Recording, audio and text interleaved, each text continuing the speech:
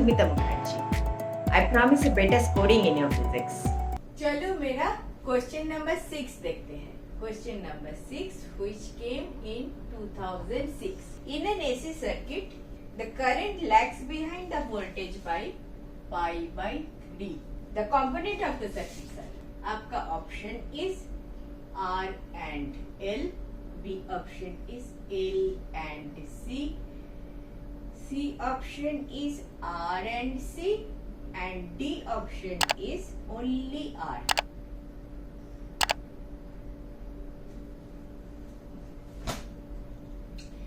इसमें ऑप्शन में ना L, R, C तीनों चीज है. ठीक है, आपका क्वेश्चन में तो नहीं लगेगा, फिर भी मैं एक बेसिक चीज आपको एक बार बता देती हूँ. एक डायग्राम ले लेती हूँ, एक सर्किट ले लेती हूँ जिसमें R, L, C तीनों है, सीरीज में है. एक एसी सोर्स के साथ एक कनेक्टेड है. ये वाला थोड़ा सा एक्स्ट्रा इंफॉर्मेशन में दे रही है. ठीक है, इधर करंट जा रहा है, ये करंट जा रहा है. ठीक है, this is my R, this is my L, this is my C. R is the resistance. आप ऐसे याद रखोगे हमेशा. दिस इज योर करंट का direction, X axis direction your current, always current current current. R से जब current जा रहा है, रेजिस्टेंस से जब करंट जा रहा है, there is no phase difference between voltage and current. इसमें एक बैक ईएमएफ जनरेट करते हैं, मैग्नेटिक फील्ड जनरेट होता है, इधर एक इलेक्ट्रोस्टैटिक फील्ड जनरेट होता है. तो this magnetic field and electrostatic field के कारण इधर वो वाला लैग बिहाइंड, लीडिंग, ये सब टर्म आ जाते हैं. जब ऐसा है तब ऐसा लीडिंग या लैगिंग नहीं होता.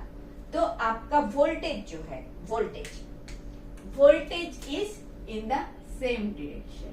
This is your VR. In this case current lagging behind, current को धक्का देता है मैग्नेटिक फील्ड, करंट लैग करता है, तो वोल्टेज इज VL, ऊपर होता है, 90 डिग्री का होता है. In this case electrostatic field होता है. ठीक है, इलेक्ट्रोस्टैटिक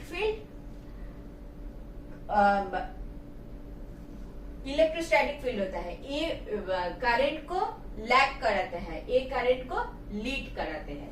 करंट को लीड कराते हैं मतलब वोल्टेज लैग हो जाता है, VC. In pure case this is also 90 degree. ये आप नहीं भूलोगे.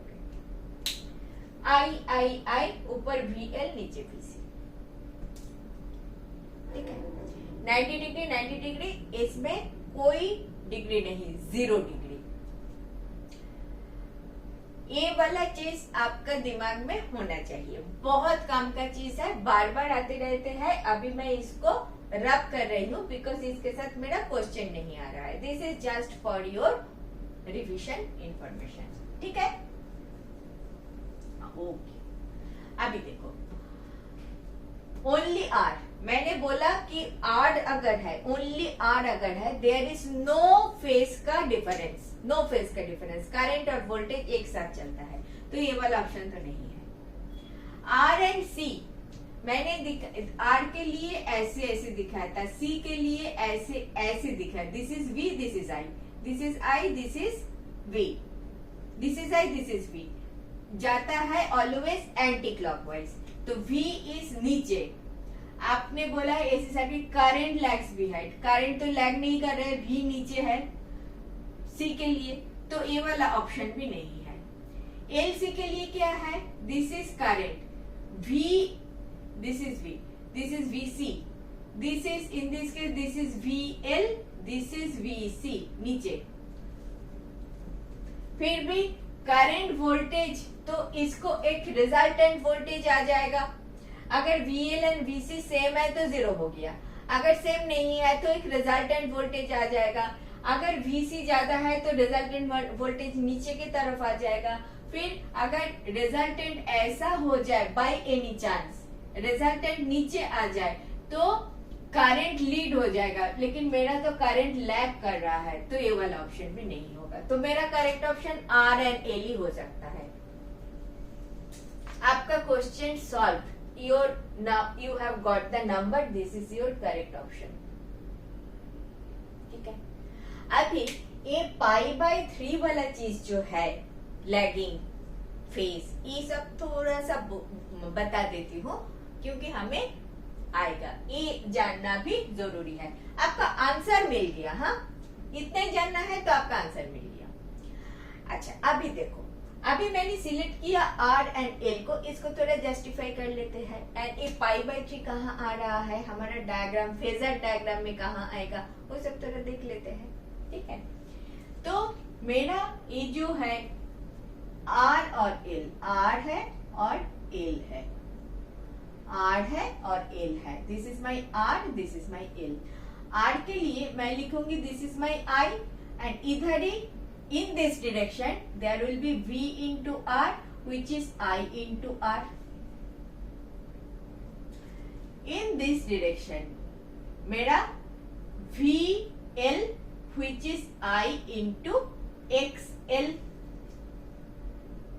वोल्टेज ऊपर तरफ हो रहा है, इसका वोल्टेज एक ही डायरेक्शन में हो रहा है, इसके लिए करंट किधर है, इधर। X डायरेक्शन में always current, this is your X direction, it is always current. ये करंट है, करंट इज सेम, सीरीज हम बात कर रहे हैं, current is same, this is the current, this is the VL। Inductor का वोल्टेज 90 डिग्री अप, रेजिस्टेंस का voltage in the same direction, current is same for this as well as this. ठीक है, अभी इसका क्या करें, इसका इस सर्किट का टोटल रेजिस्टेंस एक देखना पड़ेगा। ऐसे है, XL इसका रिएक्टेंस, दिस इज इसका रेजिस्टेंस, तो टोटल इम्पीडेंस बना लो।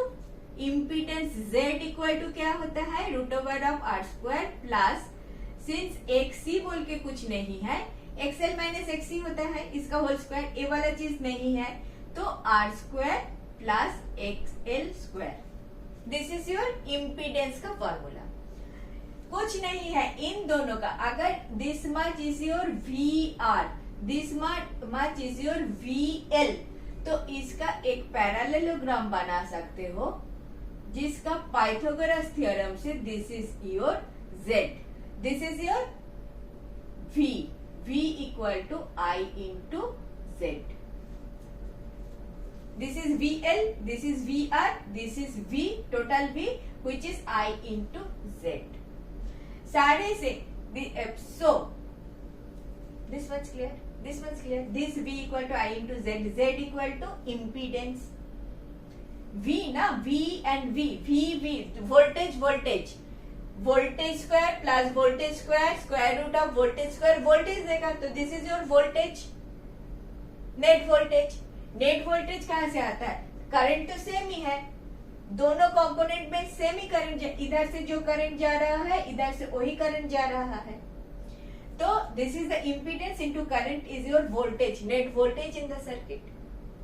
ठीक है, ये नेट वोल्टेज करंट के साथ देखो, ऐसे circuit the current lags behind voltage, this voltage क्या है, net voltage, net voltage, so this voltage current, this is your current, current lags behind voltage by an angle π/3, this is your π/3। समझ में आया question, current lags behind the voltage, current lags behind the voltage by π/3, this voltage is net voltage, basically net voltage। ठीक है, understood, that is why they have not written net, they have written voltage, this is understood because they have दो component है तो एक net voltage आएगा, this is my net voltage। Clear, current lags behind, पीछे जा रहा है, घूम रहा है, ऐसे हमेशा घूमते हैं anti clockwise direction is our positive direction, anti clockwise, तो वोल्टेज घूम रहा है, उसके पीछे करंट घूम रहा है। ये बात समझ में आया, कितना पीछे घूम रहा है, π/3 पीछे घूम रहा है, दिस इज माई π/3। इतना समझ में आया, बस इतना ही बोलना था, इसका आगे मुझे नहीं बोलना था। This is VR, this is VL, तो इसका पाइथागोरस बना लो, ये आ गया net voltage which is I into Z। Z equal to देखो ना R स्क्वायर XL स्क्वायर, ऐसे करके मुझे Z मिला, I मिला, वोल्टेज का यूनिट रख के ये वोल्टेज मिला। So current lags behind voltage by pi by 3। Clear? Clear ना? बस इतना ही रुक जाती हूँ, आगे नहीं बताऊंगी। आगे जो नया क्वेश्चन आएंगे उसमें और डिटेल करेंगे। ठीक है, ठीक है, ठीक है, ठीक है। ओके, नेक्स्ट देखते हैं। Thank you for watching. Last 20 years questions I have solved like this. If benefited, do watch.